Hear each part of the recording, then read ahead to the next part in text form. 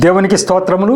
ప్రభు పేరిట ఈ కార్యక్రమం వీక్షిస్తున్న ప్రియ దేవుని జనాంగమా, మీ అందరికీ నా హృదయపూర్వక శుభవందనాలు తెలియపరచుకుంటూ ఉన్నా. ఈరోజు 180వ ఎపిసోడ్కి వచ్చాం. ఇది ప్రార్థనా టీవీ. సబ్జెక్ట్ అయితే నా దర్శనాలు. దాంట్లో ఒకే కోవకు వచ్చినటువంటి దర్శనాలు. దేవుడు నా యొక్క పిలుపులో, ఆ సువార్థికుడులో ఉన్నటువంటి పిలుపు, మరి ప్రవక్త పిలుపు కూడా కలిపి ఉంది అని చెప్పేటువంటి ఆ కోవలో చెప్తున్నటువంటి దర్శనాల్లో ఇంపార్టెంట్ దర్శనం గురించి చెప్తూ ఉన్నా. దేవుడు అన్యజనులను కౌగిలించుకుని ఆనంద బాష్పాలు కారుస్తున్నారు. వారు యేసు ప్రభు మార్గంలోకి వచ్చారు అని తెలిసిన తర్వాత ఆయనకి అంత అవసరం ఏమిటి? పైగా ఆయన వారంటే నాకు ఇష్టము అన్నారు. ఎక్కడెక్కడ ఇష్టం ఉంది అనే విషయాలు చెప్పారు అంటే నేను చూచా. ఎక్కడెక్కడ ఇష్టం ఉంది అని చెప్పి చూసుకుంటూ వస్తూ, మరి మొదటి నుంచి కూడా ఎక్కడెక్కడ దేవుడు అన్ని జనుల గురించి తాపత్రయపడింది ఎక్కడ అనేది చూస్తే, మొట్టమొదటిగానే మీకు ఆదిలోనే అబ్రహాంని ఏర్పరచుకున్నది ఎప్పుడు? యేసు ప్రభు వారి లోకానికి రాకముందు 2100 సంవత్సరాల క్రితం అబ్రహాం గారి చరిత్ర.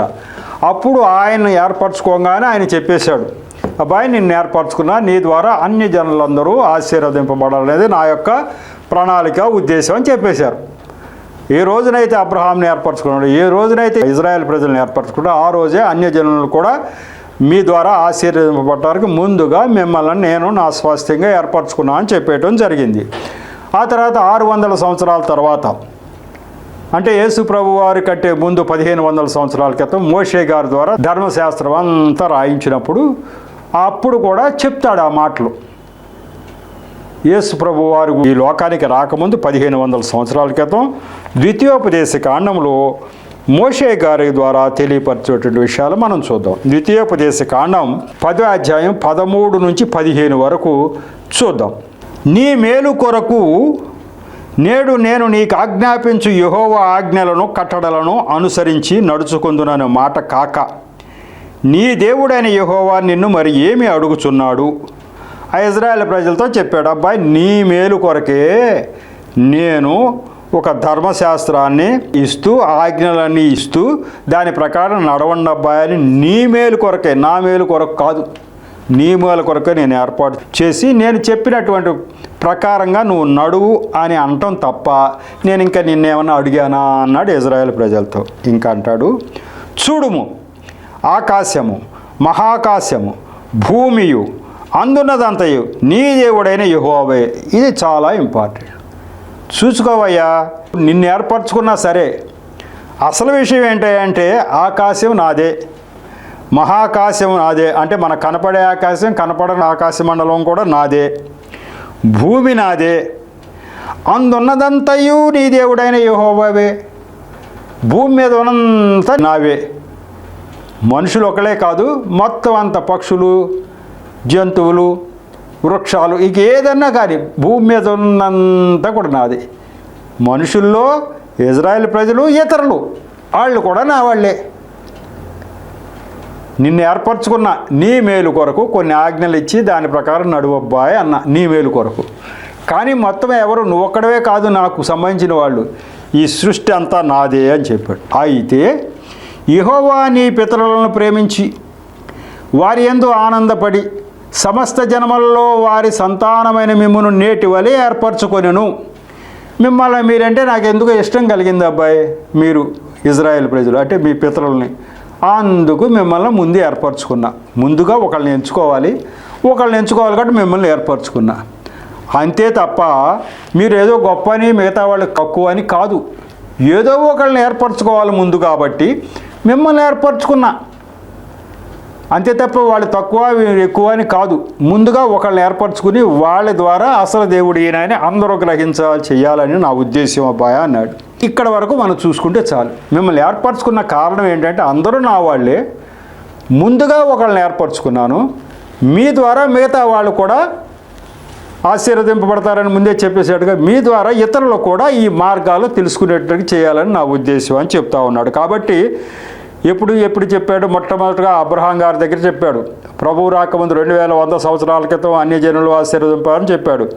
ప్రభువు రాకముందు 1500 సంవత్సరాల క్రితం మోషే గారితో ద్వితీయోపదేశ కాండంలో చెప్పాడు, అబ్బాయి నిన్ను ముందుగా ఏర్పరచుకున్నది, నీ ద్వారా మిగతా వాళ్ళు కూడా ఈ విషయాలు గ్రహించేటట్టు నేను చేయాలనే ఉద్దేశం అని చెప్పి ద్వితీయోపదేశకాండంలో ఇప్పుడు చెప్పినటువంటి వచనాల్లో చెప్పాడు. ఆ తర్వాత 2 సమూయేలు 12 అధ్యాయం 13 నుంచి 15 వరకు అక్కడ కూడా మరి దేవుడు చెప్తున్నటువంటి మాటలు చూస్తే అన్యజనుల గురించి ఆయన ఎంత ఆలోచిస్తున్నాడో మనకు తెలుస్తుంది. చెప్పిన సందర్భం అయితే వేరు, దావీదు గారు పాపం చేసినటువంటి సందర్భం అది. కానీ అక్కడ అన్యజనులను ఉటంకించాడు. అందుకే దేవుడు బైబిల్ అంతా కూడా అన్యజనుల ప్రస్తావన తెస్తూనే ఉన్నాడు అని చెప్తూ ఉన్నా. ఈ అన్యజనులు ఇప్పుడు ఈ దావీదు గారి టైం అంటే ప్రభువారు ఇక్కడ రాకముందు 1000 సంవత్సరాల ముందు 2 సమూయేలు గ్రంథం మరి 12 అధ్యాయంలో 13 నుంచి 15 వరకు, నేను పాపము చేసి తినని దావీదు నాతానుతో అనగా, నాతాను నీవు చావకుండానట్లు యెహోవా నీ పాపమును పరిహరించెను.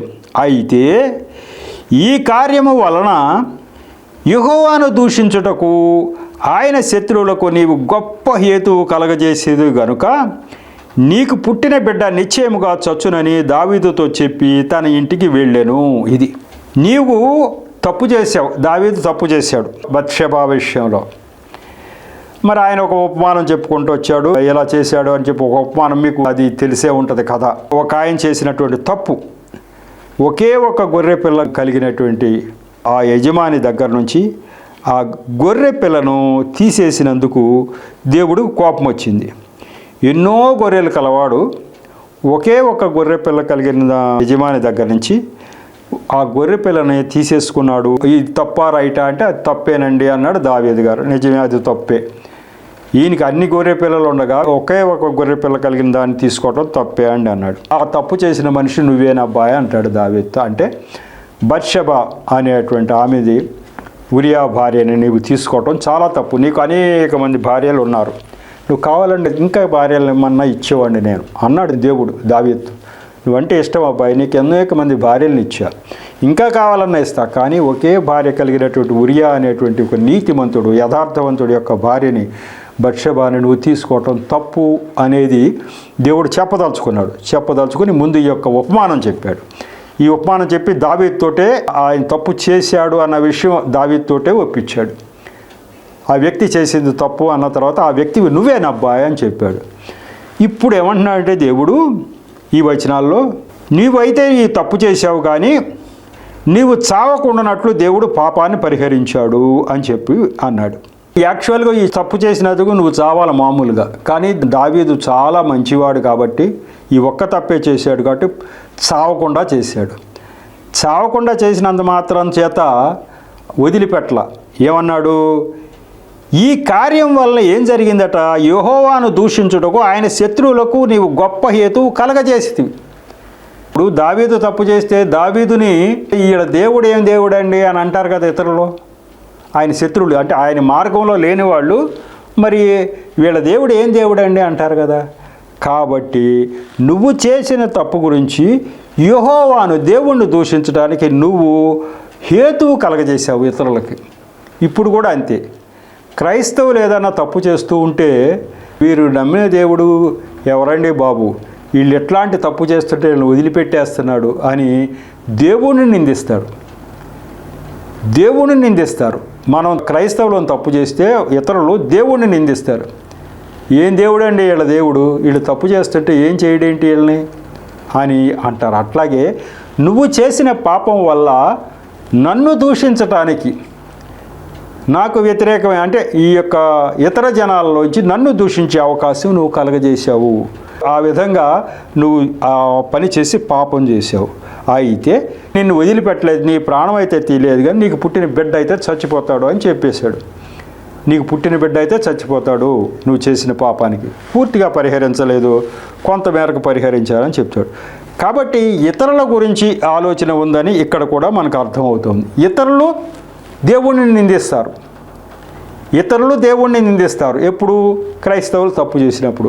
కాబట్టి ఇతరుల గురించి ఇతరులు నిందిస్తారు అనే విషయం ఇక్కడ దేవుడు చెప్పడం జరిగింది. అలాగే రోమపత్రిక 2:24 చూద్దాం. క్రైస్తవులు ఉన్నటువంటి వాళ్ళు, దేవుడిని ఎరిగిన వాళ్ళు తప్పు చేస్తే ఆ నేరము దేవుడి మీదకి వెళ్ళిపోతుంది, దేవుణ్ణి దూషిస్తారు ఇతరులు. అది రోమపత్రిక 2:24 చెప్పారు. దానికి కనెక్టెడ్ మళ్ళీ పాత నిబంధనలోకి వెళతాం. వ్రాయబడిన ప్రకారము మిమ్మును బట్టియే కదా దేవుని నామము అన్ని జనుల మధ్యను దూషింపబడుచున్నది. వ్రాయబడిన ప్రకారం ఎక్కడో రాసిందట బైబిల్లో. ఆ రాయబడిన ప్రకారం మిమ్మును బట్టి దేవుడు నామము అన్యజనుల మధ్య దూషింపబడుతుంది. దావీదు పాపం చేస్తే ఇతరులంతా ఏమన్నారు? దేవుడు అండి, వీళ్ళ దేవుడు అని. అలాగే మీరు తప్పు చేయటం చేత దేవుడిని దూషిస్తారు ఇతర జనులు, అన్యజనులు అన్నాడు. క్లియర్గా ఇక్కడ అన్యజనులు అని చెప్పేశాడు. అంటే అన్యజనుల గురించి ఎప్పటికప్పటికి ఆయనకు ఆలోచన ఉందా? అన్యజనులు ఏమనుకుంటున్నారు, ఏం చేస్తున్నారో ఆయన చూస్తున్నాడా? చూస్తున్నాడు. కాబట్టి అన్యజనులు నన్ను దూషించే అవకాశం మీ వల్లనే కలుగుతుంది అంటున్నాడు. అసలు ఏర్పరచుకున్నది ఎందుకు? ఇజ్రాయేల్ ప్రజల్ని ఏర్పరచుకున్నది ఎందుకు? వీళ్ళను చూచి అన్యజనులందరూ కూడా ఈ దేవుడు కరెక్టు, ఈయన చక్కని ధర్మశాస్త్రం రాయించి ఉంచాడు, దాని ప్రకారం ఎవరికి అపకారం జరగదు, నిన్ను వలే నీ పొరుగు వారిని ప్రేమించమని చెప్పాడు. ఈ యొక్క ఇజ్రాయేల్ అందరిని ప్రేమిస్తున్నారు, ఎవరికి అపకారం చేయటం లేదు, చాలా మృదు స్వభావం సాత్వికంతో ఉన్నారని అందరూ చూచి ఈ దేవుడు కరెక్ట్ అనుకోవాలని ముందుగా వీళ్ళని ఏర్పాటు చేసుకున్నాడు. తీరా చూస్తే వీళ్ళు ఏం చేస్తున్నారు? ఇజ్రాయేల్ ప్రజలు తప్పుగా ప్రవర్తిస్తున్నారు. ఇక ఇతరులు చూసి ఈ దేవుడు కరెక్ట్ అని అనుకునేది ఎక్కడ? ఈ దేవుడు కరెక్ట్ కాదు ఏమో అని అనుకునేటట్టుగా చేస్తున్నారు మీరు. ఈ దేవుడు కరెక్ట్ అని వాళ్ళు అనుకోవాలని ముందుగా మిమ్మల్ని ఏర్పరచుకుని మీకు ఇవన్నీ ఇస్తే, మీరు ఇవన్నీ చేస్తే, నేను చెప్పినట్టుగా ఇజ్రాయేల్ ప్రజలు చేస్తే ప్రపంచంలో ఉన్న ప్రతి వాళ్ళు కూడా ఈ దేవుడు కరెక్ట్ అని గ్రహించాలని నా ఉద్దేశం. కానీ మీరు చేస్తున్నటువంటి తప్పుల వల్ల ఇతరులు నన్ను దూషిస్తున్నారు, దేవుణ్ణి దూషిస్తున్నారు అని చెప్పాడు. అంటే ఎంతసేపు ఇతరుల మీద ఆయనకి దృష్టి ఉందా లేదా? ఇతరులు ఏం అనుకుంటున్నారు, ఏం చేస్తున్నారు? ఇతరులు ఒకవేళ ఈ దేవుడు కరెక్ట్ అనుకుంటే ఏమవుతుంది? ఇటువైపుకు వస్తారు. ఈ దేవుడు కరెక్ట్ అని అనుకోవాలి, కానీ దేవుడు కరెక్ట్ కాదు అనుకునే విధంగా మీ ప్రవర్తన ఉందబ్బాయ్. ఈ అన్యజనులు మిమ్మల్ని చూచి నా దగ్గరకు రారు కదా, నన్ను దూషించే అవకాశం మీరు కలగజేస్తూ ఉన్నారు అని చెప్తా ఉన్నాడు. ఇది రోమపత్రికలో ఎవరు రాశారు? పౌలు గారు రాశారు. యేసు ప్రభు వారు ఇక్కడికి వచ్చి వెళ్ళిపోయిన తర్వాత వెంటనే పౌలు గారి పరిచర్య ప్రారంభమైనప్పుడు పౌలు గారు అంటున్నారు, రాయబడి ఉన్న ప్రకారం ఎలా జరుగుతుంది అన్నాడు. ఎప్పుడు రాయబడింది, ఎక్కడ రాయబడింది అనేది మనం చూడాలి. యెషయా గ్రంథం 52 అధ్యాయం 5, 6, 7 ఏముందో చూద్దాం. నా జనులు ఊరకే కొనిపోబడి ఉన్నారు, వారిని బాధపరచువారు వారిని చూచి గర్జించుతున్నారు. ఇదే యెహోవా వాక్కు, దినవెల్ల నా నామము దూషింపబడుచున్నది, కావున ఇచ్చట నేనేమి చేయవలను? ఇదే యెహోవా వాక్కు, నా జనులు నా నామము తెలుసుకొందురు, నేనున్నానని చెప్పువాడను నేనే అని వారు ఆ దినమున తెలుసుకొందురు అని చెప్తూ, సువార్త ప్రకటించుచు సమాధానము చాటించు సువార్తమానము ప్రకటించుచు రక్షణ సమాచారం ప్రకటించు వారి పాదములు నీ దేవుడు ఏలుచున్నాడని సీయోనుతో చెప్తున్న వాని పాదములు పర్వతాల మీద ఎంతో సుందరములై ఉన్నవి. ఇక్కడంతా ఏంటంటే యెషయా గారి దగ్గర చెప్తూ ఉన్నాడు. ఏమని అంటున్నాడంటే, మీరు తప్పు చేయగానే నేను ఇతర జనులకు అప్పచెప్పేయటం మిమ్మల్ని, ఈ విధంగా దినవెల్ల నా నామము దూషింపబడుతుంది. వీళ్ళు తప్పులు చేస్తున్నారండి, వీళ్ళు ఎప్పుడు కూడా తప్పు చేస్తూ ఉన్నారు వీళ్ళు అని నా నామం దూషింపబడుతుంది. తప్పు చేస్తేనే కదా నేను ఇతరులకు అప్పచెప్పేది మిమ్మల్ని. ఇతరులకు అప్పచెప్పినప్పుడల్లా అనుకుంటారంట, వీళ్ళు ఎప్పుడు చూసినా తప్పే చేస్తుంటారా అనుకుంటారంట. కానీ తర్వాత రోజుల్లో వస్తుంది, మీరు ఆ తప్పు గ్రహిస్తారు. మిమ్మల్ని తప్పు చేయగానే శిక్షించేస్తున్నా కదా వేరే వాళ్ళకి అప్పచెప్పేసి బానిసలుగా, ఆ తర్వాత గ్రహించి నా నామము నిమిత్తం మీరు శ్రమ పడతారు, సువార్త ప్రకటిస్తారు, దానికి ప్రతిఫలము మీకు నేను ఇస్తాను అని చెప్తున్నాడు. సువార్త ప్రకటించే వారి యొక్క పాదములు పర్వతముల మీద ఎంతో సుందరములై ఉన్నవి అంటే మీకు మంచి బహుమానం వస్తుంది. ఇప్పుడైతే మిమ్మల్ని శిక్షించినప్పుడల్లా మరి నా నామము దూషింపబడుతూ ఉంది. వీళ్ళంట ఇజ్రాయేల్ ప్రజలంట అన్ని తప్పుడు పనులే చేస్తారు, వీళ్ళ దేవుడు వీళ్ళని శిక్షిస్తాడు అని చెప్పి నా నామము దూషింపబడుతూ ఉంది. అయితే మీకు శిక్ష అయిన తర్వాత మీకు జ్ఞానం వచ్చి సువార్త ప్రకటిస్తే మీకు బ్రహ్మాండమైన ప్రతిఫలము నా దగ్గర దొరుకుతుంది. మీ పాదములు పర్వతముల మీద సుందరములు. ఈ యొక్క సువార్త ప్రకటన చేసే వాళ్ళ పాదములు అంటే మిమ్మల్ని శిక్షించి నా నామం దూషింపబడింది కాబట్టి ఆ శిక్ష అయిన తర్వాత మీరు నాకు విధేయులైన తర్వాత మీరు చేసే ఈ యొక్క సువార్త విషయం అయ్యి మరి మీకు రావాల్సిన మహిమ నేను ఇస్తాను అని చెప్తా ఉన్నాడు. అలాగే అపోస్తల కార్యం 16వ అధ్యాయము 26 నుంచి 32 వాటిలో ఒక చక్కని ఒక దృష్టాంతం ఉంది. అసలు మన ప్రవర్తన బాగుంటే అనేక మంది ఈ దేవుడు బైబిల్ గ్రంథంలో దేవుడు కరెక్ట్ అని తెలుసుకుంటాడు అంటే రుజువు ఏంటండి, ఎక్కడుంది అని మీరు అనవచ్చు. మన ప్రవర్తన బాగుంటే వాళ్ళు ఎందుకు ఈ దేవుడు కరెక్ట్ అని వాళ్ళు ఎందుకు ఈ దేవుడు వైపు వస్తారు అంటే ఇప్పుడు పౌలు గారు కాబట్టి యేసు ప్రభు వారు వచ్చి వెళ్ళిపోయారు, సిలువ యాగం అయిపోయింది. యేసు ప్రభువుని దేవుడు అని అంగీకరించే వాళ్ళు ప్రతి వాళ్ళు కూడా పరలోకానికి వెళ్ళటానికి దేవుడు ఆజ్ఞ ఇచ్చి ఉన్నాడు, దేవుడు ప్రణాళిక అలా చేసి ఉన్నాడు. ఇప్పుడు పౌలు గారు ప్రకటించేటప్పుడు ఏమని ప్రకటించాలి, ఈ దేవుడు గొప్ప దేవుడు, ఈ దేవుడే అసలైన దేవుడు అని చెప్పి ప్రకటించాలి. ప్రకటిస్తూ మనం ఏమన్నా క్రైస్తవులుగా ఉన్నవారు బైబిల్ గ్రంథంలో దేవుని మార్గంలో ఉన్నవాళ్ళు తప్పుడు పనులు ఏమన్నా చేస్తూ ఉంటే వాళ్ళకి ఈ దేవుడు కరెక్ట్ అని అనిపించదు. కానీ ఈ మార్గంలో ఉన్నవాళ్ళు మంచి పనులు చేస్తూ ఉంటే అనేక మంది ఈ దేవుడు కరెక్టు అని గ్రహించే విషయము చక్కని దృష్టాంతం అపోస్తల కార్యం 16వ అధ్యాయంలో 28, 29, 30 వచనాలు చూస్తే మీకు దాన్ని వివరంగా మీకు ఎక్స్ప్లెయిన్ చేస్తా. అపోస్తల కార్యం 16వ అధ్యాయంలో 28 నుంచి 30. అప్పుడు పౌలు, నీవు ఏ హానియో చేసుకొనవద్దు, మేమందరము ఇక్కడనే ఉన్నామని బిగ్గరగా చెప్పాను.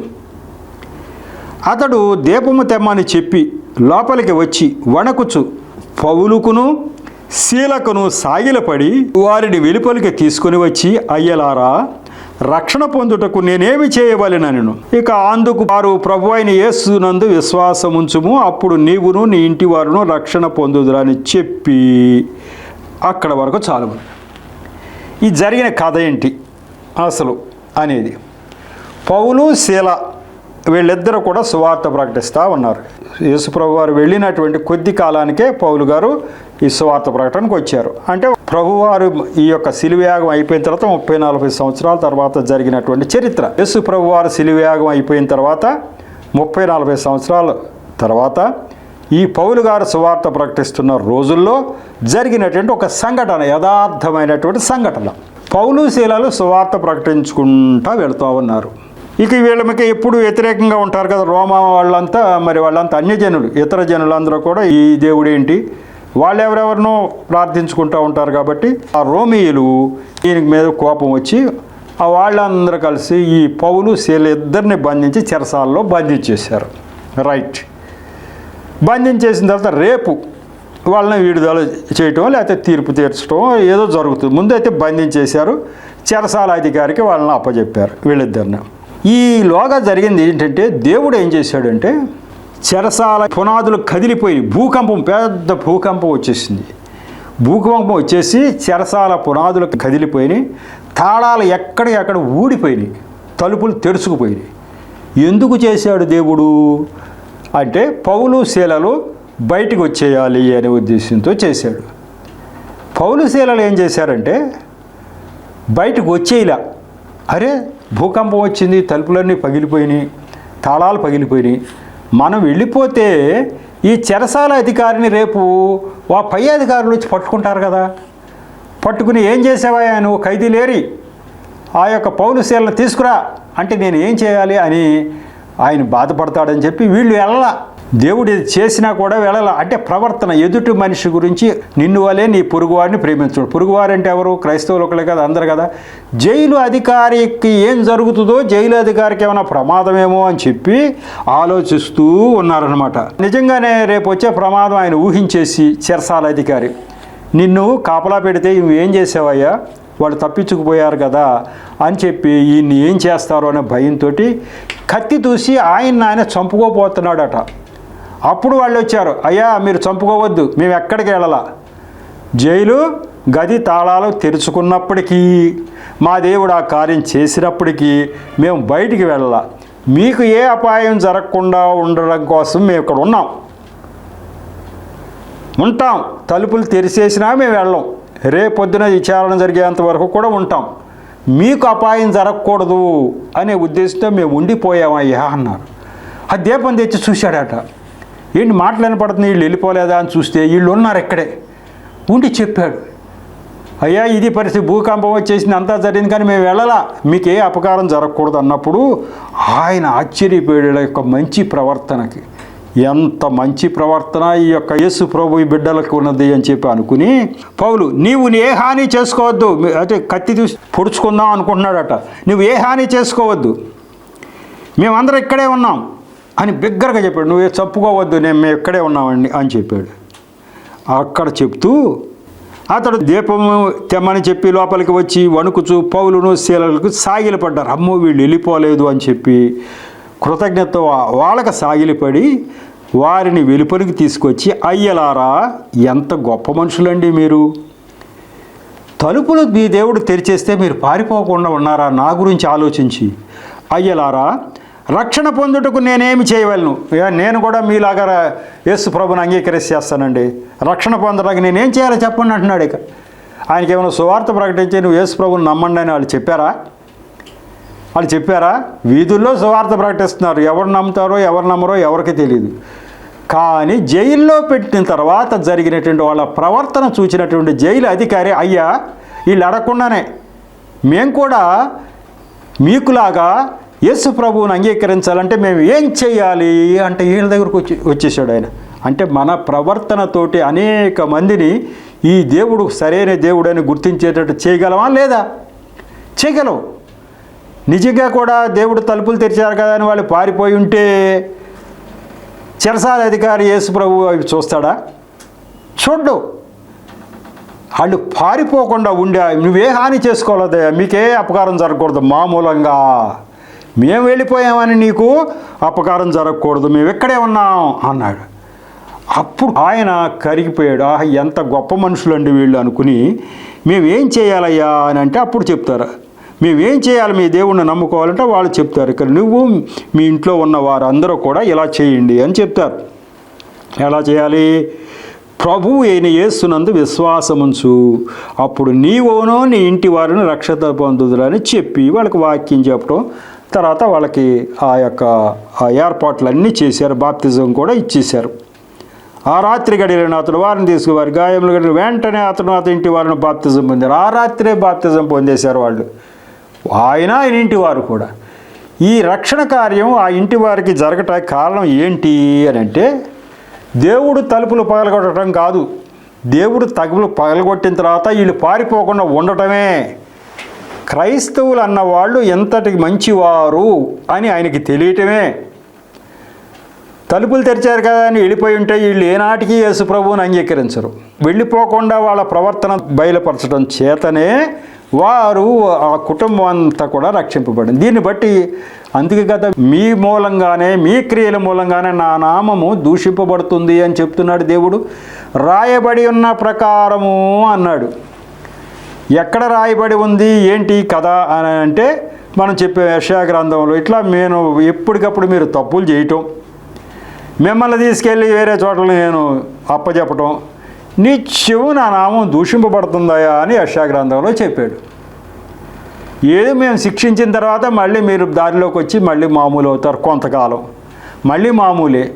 కాబట్టి ఈ యొక్క యేసు ప్రభువారు ఈ లోకానికి రాకముందు 740 సంవత్సరాల క్రితం యెషయా గారు జీవించిన కాలంలోనే ఆయన చెప్పాడు, మీ వల్లంగానే నా నామము దూషింపబడుతుంది అని. అదే రోమాపత్రిక 2:24లో ఆయన చెప్పాడు, ఇదిగో వ్రాయబడి ఉన్న ప్రకారము మీ వల్లనే దూషింపబడుతుంది అని చెప్తాడు. అదే పౌలు గారి పరిచర్యలో ఈ సంఘటన జరిగింది, ఇదిగో ఈ యొక్క మా ప్రవర్తన ద్వారా ఈ కుటుంబము రక్షింపబడింది అని చెప్పడం జరిగింది. కాబట్టి ఇట్లాంటి వచనాలు ఇతరులు మనల్ని చూసి, క్రైస్తవులను చూసి, మన ప్రవర్తనను చూసి యేసు ప్రభు దేవుడని గ్రహించాలని దేవుడి ఉద్దేశం అయితే, మనం తప్పులు చేసి దాన్ని ఇతరులు మన యేసు ప్రభు వైపు చూడకుండా చేస్తున్నాము అనేది దేవుడికి తెలుస్తూ ఉంది. ఆ విషయాలే దేవుడు ఎక్కడికక్కడే చెప్పుకుంటూ వస్తున్నాడు. మరి ఇక్కడతోటి ఈ యొక్క ఎపిసోడ్ ముగిద్దాం. ఇప్పటికైతే జరిగిన రెఫరెన్స్లు ఇక్కడి నుంచి కంటిన్యూషన్ నెక్స్ట్ ఎపిసోడ్కి తీసుకెళ్దాం. మరి ఈ యొక్క ఎపిసోడ్ 180వ ఎపిసోడ్ని ఎంతటితో ముగించుకుందాం. చిన్న ప్రార్థన చేసి ముగిస్తాం. కృపగల దేవ, మహాపరిశుద్ధుడా, ప్రేమగల తండ్రి, ప్రభువా మీకు వందనాలు స్తోత్రాలు చెల్లించుకుంటున్నారు తండ్రి. ఈరోజు ప్రభువా ఈ యొక్క ఎపిసోడ్ను కూడా మీరు బహుగా దీవించారు. నన్ను మరుగుపరిచి నా నోటి ద్వారా మీరు మాట్లాడారు.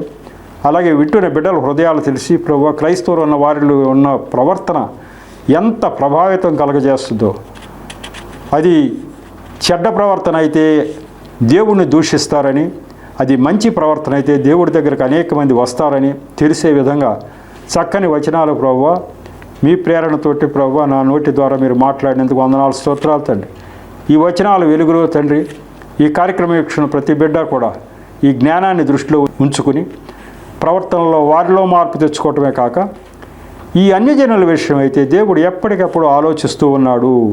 అన్యజనులు ఆయన దగ్గరికి రావటానికే ఈ యొక్క క్రైస్తవుల్ని ఉపయోగిస్తున్నాడు అనే విషయం వారు అనేక మందికి చేరవేసేటట్టుగా, అన్యజనుల ప్రస్తావన ఈ బైబిల్ గ్రంథం నింద ఉంది అని అనేక మందికి తెలిసే విధంగా చేయలాగున సహాయం చేయమని ప్రార్థిస్తున్నాం. నిరంతరము ప్రభువా మీ కృప మా అందరి మీద ఉంచి ఆశీర్వదించమని మా ప్రభువును రక్షకుడైన యేసు నామములో పరమతుడిని ప్రార్థించి వేడుకుంటున్నా తండ్రి. ఆమేన్. మరొకసారి మీ అందరికీ నా హృదయపూర్వక శుభవందనాలు తెలియపరచు. వందనాలు.